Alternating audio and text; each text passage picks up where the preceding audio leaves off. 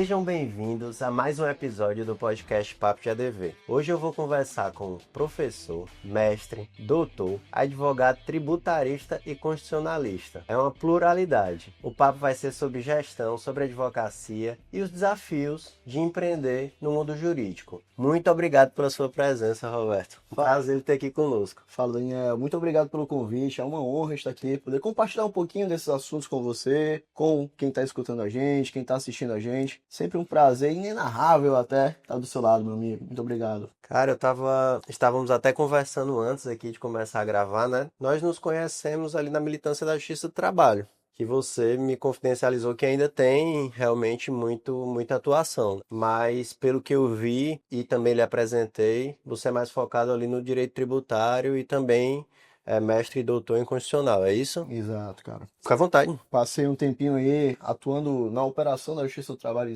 Lá no escritório a gente só advoga para empresas, então realmente durante esse período, né? O escritório estava em crescimento, a gente não tinha como contratar uma equipe tão extensa e eu tinha que ir para frente da Justiça do Trabalho, por assim dizer, né? Hoje em dia não, já modifiquei mais, saí da operação, estou só na gestão praticamente, mas tenho que continuar na operação da parte de direito tributário, que é muito específico, né, a gente estava conversando antes, e é difícil você achar bons profissionais, até porque o pessoal tem muito medo, né, do direito tributário. Então, continuo nessa parte de operação do direito tributário em si. A gente vai chegar lá. Tô apressado, né? Compartilho dessa mesma percepção sobre o direito tributário, mas para nos familiarizarmos aqui com os nossos ouvintes. A sua carreira, ela é bem plural. Você não só atuou e atua nessas áreas do direito, mas também tem uma experiência que não é tão comum, que é na justiça desportiva. Isso. Como é que foi nesse percurso, assim, ter todas essas experiências, o magistério, a advocacia e também essa presença na justiça desportiva, que desperta tanta paixão, né, de tanta gente, mas não é tão comum a gente ver o exercício da profissão. Eu sempre fui muito inquieto, sabe? Eu nunca consegui me acomodar em uma só área. Então eu sempre ia buscando crescer para outra área, entender um pouco mais de outra área, estudar que fosse outra área. E, vamos dizer, o desporto por si surgiu antes de qualquer coisa porque eu gosto muito de esporte, de futebol e tenho uma paixão por um time, né? Não pode dizer aqui já. Eu sou apaixonado por Fortaleza, né? Então comecei, tinha essa torcida toda e recebi um convite na época do Fred Bandeira, que era o presidente do Tribunal de Justiça Esportiva daqui do Ceará, para que eu assumisse a Procuradoria Geral em sede do tribunal. E eu achei interessante, não conhecia tanto da área, tive que parar antes de aceitar para estudar, saber se eu tinha condições de exercer aquela função. E aí passei 8 anos na Procuradoria de Justiça Esportiva. É uma área que é pouquíssimo conhecida ainda pelos colegas advogados, né? Estudantes também. Hoje a gente até vê que já tem uma ramificação maior, mas ainda segue muito obscura. As pessoas não conhecem tanto. E depois de 8 anos eu vim para a parte de auditor, que é quem julga, né? Procuradoria, fazendo uma análise, um comparativo básico, é o Ministério Público. O auditor é o juiz. Então, passei 8 anos lá, tenho mais 4 anos de mandado ainda como auditor, e depois pretendo encerrar esse ciclo da minha vida. 16 anos já vai ser tempo demais também, né? É bastante tempo. E como é investir ou distribuir o tempo entre todas essas atividades, né? O magistério, que até onde eu sei consome bastante tempo, né? Não só a sala de aula, como a capacitação e também a correção das provas, dos trabalhos, a advocacia, que é a única que eu exerço e eu já acho bastante cansativa, e também esse projeto aí em paralelo. Olha, a gente precisa muito de gestão, né? Gestão do nosso próprio tempo. Eu costumo, como eu estava dizendo, eu sou muito inquieto, então eu sempre tento fazer um pouco de tudo, mas eu sempre planejo o que eu vou fazer antes de fazer. E a advocacia e a sala de aula, eu posso te dizer que elas me escolheram, não foi nem eu que escolhi elas. No decorrer do tempo, gostava tanto de advogar, gostava tanto de dar aula, eu dava aula com meus amigos na época de faculdade ali, estudando, vamos estudar uma matéria específica. Eu estudava e dava aula pro pessoal. Então eu acabei me apaixonando bastante. E aí, lógico, não é fácil você ter que lidar com tudo isso ao mesmo tempo, mas com gestão de tempo e fazendo o que você gosta, principalmente, você acaba conseguindo lidar com tudo. Então, planejando, dá certo, dá certo você lidar com tudo. O que às vezes parece um sacrifício, não é porque você gosta, né? Exato. De estar fazendo. É muito diferente quando a gente faz o que a gente gosta, né? Ah, com certeza. Então, acaba que a gente se empolga até. A gente não pode romantizar, né, e dizer que trabalho é lazer, porque não chega a esse ponto, mas o trabalho ele consegue ser leve, se a gente tá realmente fazendo o que nos faz feliz, né? Com certeza. E Mesmo que o seu percurso seja de muita realização, eu conheço, não é um percurso fácil, né? A advocacia, ela tem muitos percalços, ela tem as questões de dificuldade que se equiparam a uma empresa, Sim. e também tem outros pontos que são inerentes ao judiciário, que em boa parte dos nossos serviços está relacionado e podemos dizer que não é tão eficiente quanto a iniciativa privada. Quando você olha assim para o seu percurso, mesmo com pouca idade, o percurso já é extenso. O que é que lhe marcou assim de ser mais difícil? Olha, quando a gente se adapta para ser advogado, né, para poder realmente, na advocacia, a gente não consegue resolver nada só. A gente precisa de outros braços, dentre eles o judiciário. E o judiciário, por vezes, ele é falho, né? A gente pode dizer, e aí podemos procurar a culpa de por que o judiciário às vezes é lento, por que às vezes ele é mais rápido, por que uma vara é mais rápida do que a outra. Tem toda essa sistemática, né? E por que o cliente às vezes, mas o processo do meu amigo foi rápido, o meu está demorando. Isso acontece muito, né? Então a gente tem que aprender a lidar com isso e se adaptar, diga-se de passagem. Mas de dificuldade em si, essa parte a gente tem que depender dos outros órgãos, né? Se a gente vai para a via administrativa, por exemplo, pegando o previdenciário aí, a gente depende do INSS. Se a gente vai para a via administrativa do tributário, depende ali da Cefin, depende da Cefaz. Se a gente vai para a via do judiciário em si, a gente depende das varas em si. Os juízes também, às vezes, são muito sobrecarregados. Eu tenho vários amigos que são juízes e a gente vê o número de processos que entra para que eles consigam dar vazão, às vezes, sem uma equipe tão eficiente, né? Ou uma equipe com um número de quantitativo muito pequeno. Então, a gente acaba tendo que depender dos outros. E às vezes os nossos próprios clientes não conseguem entender isso. E as frustrações sobram acima do advogado, que é a porta de entrada e a porta de saída, tanto das demandas quanto das reclamações.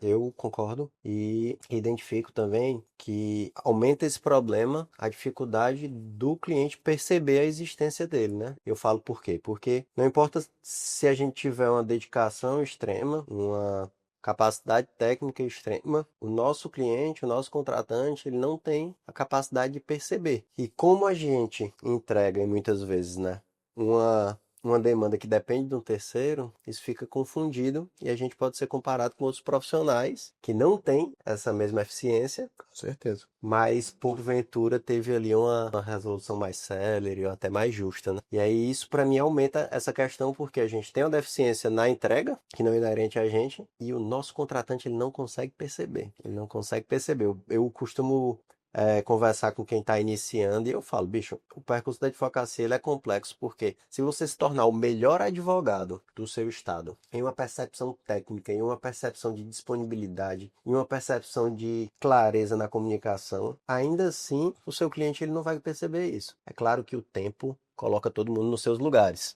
Então, com o tempo, uma boa quantidade vai percebendo e você vai crescendo. Mas é diferente da gente fazer um produto e mostrar.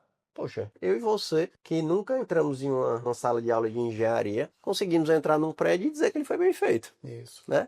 Pelo menos aparentemente, é claro, não estrutural.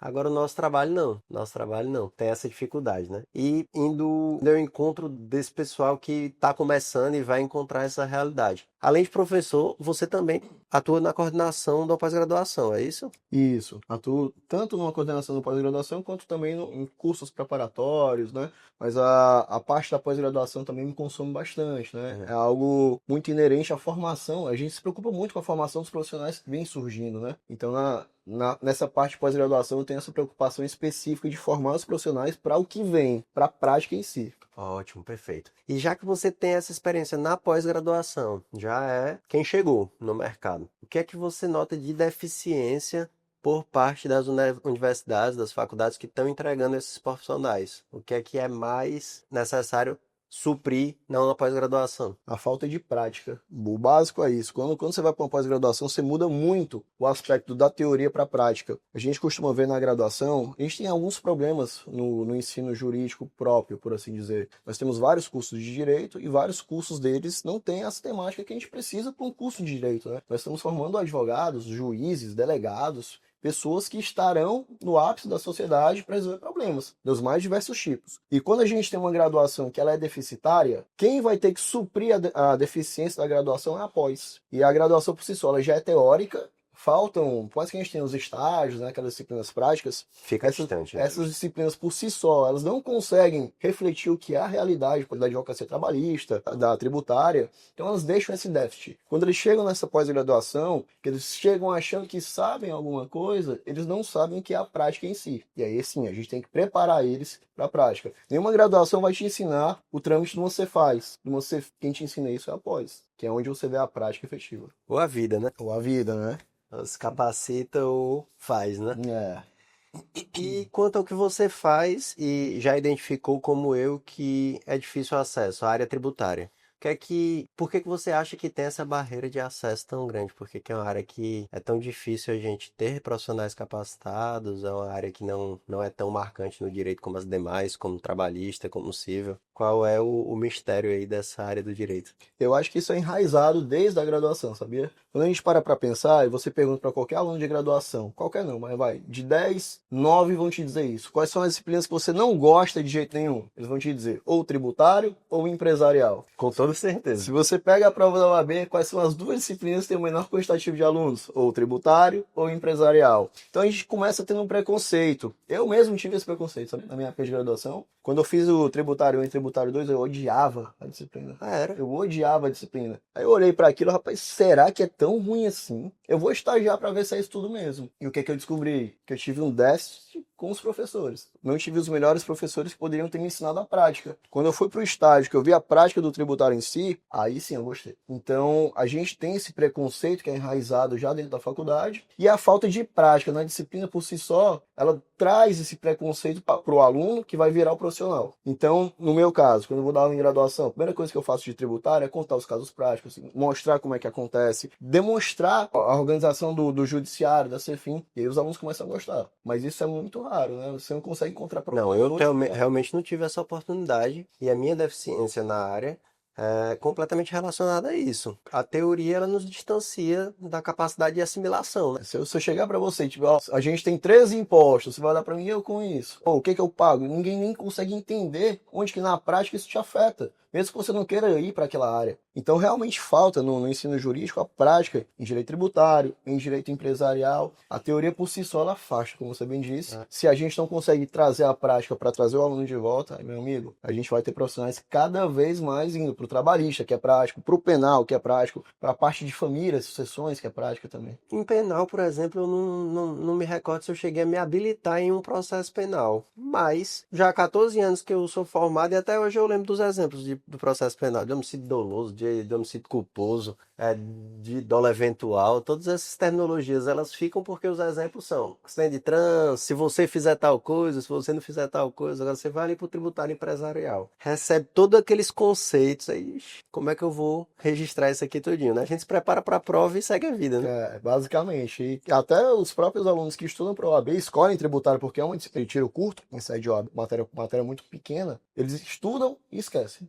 Vão para o trabalhista, vão para o penal, vão para outras áreas, né? Então, realmente, essa falta de prática, ela afasta os bons profissionais do tributário. Agora, quem persiste, quem insiste, quem acaba gostando da área, vai se destacar. É muito inerente, a gente tem poucos profissionais, mas quem segue na área acaba realmente se aprofundando e se destacando. Os percursos mais difíceis, bem menos pessoas fazem, né? Então, Geralmente, você procura o caminho mais fácil. sim, o caminho mais fácil. Como é que tá o caminho para preparação para a ordem? Eu me distanciei, né? Já faz algum tempo que eu passei por essa conquista e havia muitas opiniões a respeito de se deveria permanecer, se não deveria. Não acredito mais que esse caminho tenha volta, já faz muito tempo. E em algum podcast aqui eu conversando com um professor também, bem reconhecido, que é o professor Alexandre, né, de Direito do Trabalho, ele me falou que tá muito difícil, cada vez a aprovação tá menor, as faculdades elas não vêm entregando uma preparação muito boa. Como é que tá a realidade de mercado aí para quem tá chegando aí nos suceder na profissão? Partindo da primeira premissa que você trouxe aqui, eu acho que é fundamental que a gente tenha um exame de ordem. Porque quanto mais cursos de direito a gente tem, menor é a fiscalização que a gente tem sobre eles. E aí, o maior o número de profissionais que a gente solta no mercado. Então a gente tem que ter algum tipo de barreira para entender que esses profissionais vão tratar, por exemplo, de um caso trabalhista que pode decidir a vida de alguém, de um caso criminal que pode decidir a liberdade de alguém, um caso tributário, por exemplo. Esses profissionais eles estão habilitados, estão aptos para isso. Então a prova da OAB é a primeira barreira para isso. O Porque por vezes o aluno, principalmente hoje em dia, com tanta tecnologia, o aluno faz a prova e estuda através do ChatGPT, por exemplo. E eu vou chegar lá na próxima pergunta. Ou outras inteligências artificiais. Isso traz o ensino jurídico de uma forma muito deficitária. Então, eu que eu dou aula para a OAB há uns 14 anos, mais ou menos 13, 14 anos, eu vejo a diferença que eram os alunos de 10 anos atrás e que são os alunos de hoje. Há realmente uma diferença grotesca de gente que não sabe escrever, que chega para se preparar para uma prova de OAB. Então isso é um fato. Isso é um fato. A gente precisa, de fato, de um limitador de mercado. Ou pelo menos, que não seja um limitador de mercado, a gente precisa, pelo menos, de algo que teste se aqueles profissionais que estão saindo da faculdade, da graduação, são aptos a exercer aquela profissão. Que a advocacia, a gente sabe que não é uma profissão tão sucinta da prática, né? A gente tem várias ramificações, a gente de fato precisa dessa sistemática de realmente um teste antes disso. Eu sou a favor desse teste até em outras profissões, tá? A certificação, né? Se fala em buscar na medicina também, né? Que na minha percepção seria o mínimo, já que... Fundamental, né? É. E você mencionou a tecnologia, né? Sim. E não tem como a gente falar hoje sobre direito ou qualquer negócio e não falar sobre a tecnologia, sobre a inteligência artificial. Até porque ela vem de forma agressiva no que se toca a consultivo, né? Como é que você vê essa realidade e como é que você está quanto a essa realidade no seu escritório? Olha, Daniel, posso te dizer que eu fui um dos resistentes à inteligência artificial em sede de advocacia, no meu escritório, logicamente. Eu não era fã disso. Eu cheguei para os estagiários, assim que começou a surgir ChatGPT, dentre esses outros institutos de inteligência. E, olha, pessoal, ninguém pode usar. Logicamente, eu sabia que todo mundo por trás estava usando. Mas quando você cria uma dependência de uma inteligência artificial, talvez a palavra não seja essa, mas você acaba se tornando burro no seu intelecto. É aquela coisa, se em vez de eu ter uma bengala, eu tenho uma cadeira de rodas, eu não vou mais querer usar uma bengala, eu vou querer sempre que alguém vai me empurrando. É o caso que eu vejo a inteligência artificial para os maus profissionais, né? A inteligência artificial, ela talvez consiga servir disso, de apoio para esses maus profissionais. Para os bons profissionais, ela serve de aperfeiçoamento. Eu não vou... Por exemplo, eu vi um caso, uma estagiária conversando comigo, não lá do escritório. Mas ela chegou para mim para dizer, olha, eu tô chateado com o chat GPT. Você tá chateada com o chat? Por quê? Eu peguei uma inicial, eu tinha que fazer um prazo de réplica. Peguei a inicial, juntei no chat, juntei a contestação e pedi a réplica. O chat me deu uma página de réplica. Aí, mas será que você não devia estar chateado com você, que em vez de estar se adaptando, pegando um ponto ou outro ali do que o chat pode te trazer de conhecimento, você está pedindo para fazer seu trabalho? Ela, é porque tudo é muito acelerado hoje em dia, mas tudo sempre foi acelerado, né? Não sei se tu também chegou a pegar a época. Hoje a gente fala de inteligência artificial. Quando eu comecei a advogar, a gente falava em processo físico, cara. Também. Então eu, como estagiário, eu ia fazer carga de processo. Ia lá no fórum com 1,75, que era passagem de ônibus na época, para fazer carga de processo. Então hoje em dia, a inteligência ela veio como algo que veio para ficar. Isso é inegável. Juízes usam a inteligência artificial para fazer sentença, né? Servidores usam também, delegados usam para peças pareceristas, como a gente também tem que usar. Só que de uma forma limitada. A gente não pode usar para que ela substitua a gente. Para que a gente a gente vai precisar de advogado? É uma ferramenta, não um substituto, né? Ela, como qualquer meio tecnológico, é apto a ter falhas. E se a gente não controla, ele vai ter falhas. Quantos casos você viu? Eu pedi para a inteligência artificial fazer alguma peça para mim, ela inventou uma jurisprudência. Sim, é só o que se disse. E na sua realidade, como é que você está se utilizando hoje? O que é que já lhe é útil? Tanto como assistente pessoal como no escritório. Assistente pessoal eu utilizo bastante, tá? Tem uma inteligência artificial que eu utilizo para marcar meus compromissos. Ele tem contato direto com o WhatsApp, eu falo com ela já marca, já joga na minha agenda do Google, já me deixa bem adaptado. Por exemplo, hoje eu acordei, ela falou, olha, você tem um podcast hoje de 4 horas, viu? Lembre disso. Então, para esse tipo de coisa, ela é bem interessante. Lógico, eu não confio só nela. Tenho o meu próprio calendáriozinho. Eu sou das antigas, Daniel. Confessar aqui, eu ainda uso aquelas agendas físicas, cara. É. Então, todo dia eu acordo, eu olho o meu calendário do Google, mas eu olho também minha agenda. Vai que eu deixei de colocar alguma coisa no Duplo check. Exato. E falando em segurança, o que é físico é difícil substituir. Ninguém hackeia uma agenda física. Não, hoje em dia até é difícil até você perder, porque ninguém quer roubar da utilidade. E no escritório? No escritório a gente utiliza bastante para auxiliar a gestão. Rotinas operacionais. E eu até permito hoje, né?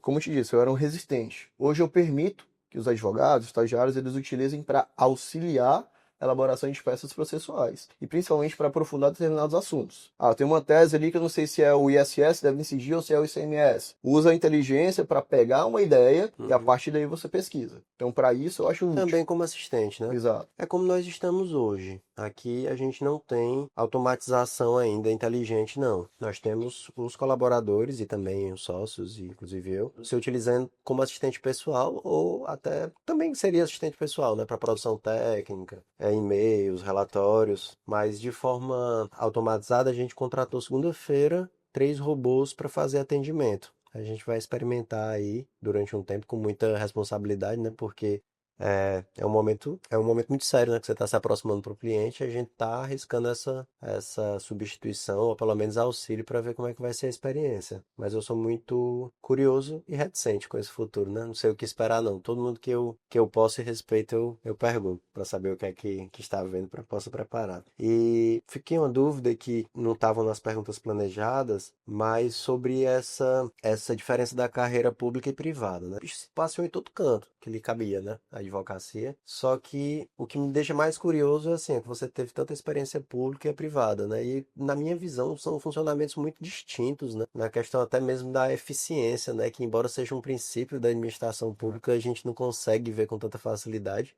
Não foi muito desgastante para ti, não, assim, tá nessas duas realidades, uma que tu chega lá e resolve uma coisa no mesmo dia, e a outra que tu tá Depende de outros. depende de outros. Eu sempre, como eu disse, né? Eu sempre fui muito inquieto, sempre tive curiosidade por todas as áreas, por assim dizer. E meus pais vieram do serviço público, né? Tanto minha mãe chegou a ser presidente do TRT daqui, e o meu pai era procurador da antiga Coelce, né? Então, os dois vieram do serviço público, hoje é Enel, né? Antiga Coelce, e me impressionaram bastante. Para quando eu me formasse, eu fazer concurso público. E eu sofri muita pressão, Daniel. E eu lembro que assim que eu me formei, minha mãe, você vai ter que fazer concurso. E os concursos estavam abertos, eram ou tribunais ou delegado. De delegado. E eu fiz essa história quase ninguém sabe. Eu fiz 4 concursos, passei nos 4 concursos. Não quis nenhum. Alguns por questão de vocação. Delegado, eu lembro que eu passei. O primeiro concurso que eu fiz foi para delegado do Maranhão.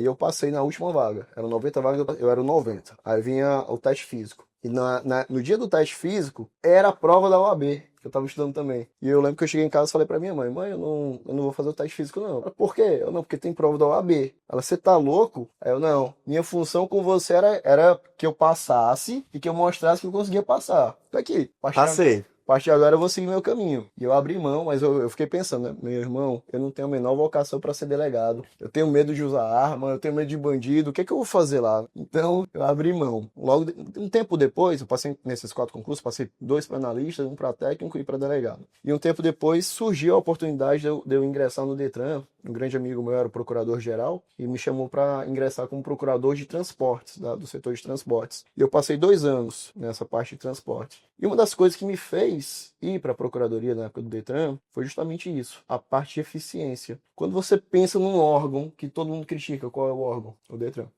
E eu lembro que eu queria, não, eu vou lá para fazer algo diferente. Eu lembro quando eu cheguei, Daniel, a minha procuradoria de transportes tinha 17 mil processos em aberto. Eu tinha um advogado e uma secretária. Essa era a minha equipe. Para resolver 17 mil processos, fora os 1.000 que entravam por mês. E eu lembro que eu olhava assim, o que eu vim fazer aqui? É por isso que eu prefiro a área privada, né? Eu pensava muito nisso. Mas eu tomei aquilo como objetivo, consegui ampliar minha equipe, trouxe gente boa e a gente zerou os processos. Em 2019, a Procuradoria de Transportes passou para a Arce, a Agência Reguladora do Estado do Ceará. E aí a gente entregou a parte processual zerada, sem nenhum processo ativo. E aí o trabalho foi tão bem feito que me chamaram para assumir a Procuradoria-Geral do Detran na época. E aí eu passei mais 4 anos como procurador-geral ali, cuidando do núcleo judicial em si. E também a gente zerou, não zeramos, né? Mas quando eu assumi, a gente tinha 145 mil processos, uma equipe de 9 pessoas. Minha nossa. Imagina uma gestão dessa aí. Quando eu saí, tinham 35 mil processos ativos. E hoje tá tudo com a PGE, né? Mas eu gostei. E logo depois eu fui pro Metrofor, assumi a procuradoria de lá. O Metrofor já era uma sociedade de economia mista, o quantitativo de processos já era bem menor, mas ainda assim tinha muita coisa em aberto, dependia muito do governo. E a gente conseguiu fazer muita coisa. Sistema de precatórios instituiu no Metrofor, pagamento que antes era como se fosse uma empresa privada. E principalmente, isso é uma curiosidade, A gente tornou o Metrofó o segundo metrô do mundo superavitário. Todos os metrôs são feitos para dar prejuízo. O Metrofó foi o segundo do mundo que na época virou superavitário. Era só ele e Hong Kong, se não me falha a memória. E a gente conseguiu uma tarifa social e conseguiu pegar uma tarifa própria para o próprio Metrofó. E aí virou superavitário. Mas realmente era uma ineficiência muito clara do serviço público. Às vezes a gente tem tanto critério político dentro do serviço público que isso interfere na eficiência. É um dos principais pontos que eu via nesses dois órgãos. E quando eu saí do Metrofó, eu entendi que minha função pública estava cumprida, estava realmente zerada, não tinha mais nada para fazer na função pública, já tinha passado tudo, era uma pós-graduação própria que eu tinha aprendido. Agora eu vou voltar e vou me dedicar ao meu escritório, 100%, que estava inclusive de lado. Quando você tem que se envolver com o serviço público, você vai ter que abrir mão de alguma coisa. Eu abri mão do escritório. Só que é aquela coisa, poder público é o poder público. Sai um procurador, entra outro. O escritório é teu. Sempre seu, né? Cara, impressionante. Você já tinha minha admiração, mas eu não tinha acesso nem à metade de todas essas formações, essa experiência. E como tá chegando próximo ao tempo que eu havia lhe pedido, né? E inclusive até atrasei, registro aqui as desculpas. Não foi um atraso meu, né? Foi um atraso aqui da operação. E aí, para encerrar, eu queria que você deixasse um recado para quem ainda tem uma história mais curta, que ainda tem mais escolhas e mais dúvidas a fazer no tempo onde as coisas são mais aceleradas, no tempo onde todos têm medo de ser substituídos por uma tecnologia. Qual seria a sua mensagem de boas-vindas para os nossos colegas que não estão com um percurso aí tão decidido, tão realizado? Olha, eu sempre costumo dizer para os meus alunos, seja de graduação, de pós-graduação, de cursinho, de concurso, de OAB,